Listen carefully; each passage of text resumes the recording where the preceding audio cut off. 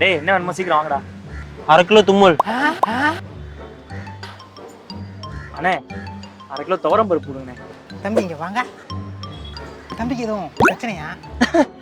அதெல்லாம் இல்லண்ணே, வர வழியில ஒரு பெட்டு. வெறுங்கனால வானத்தை பார்த்தா தும்மல் வரும்னு நான் சொன்னேன். அது எப்படி வரும்? அப்படின்னு இவன் சொன்னான்.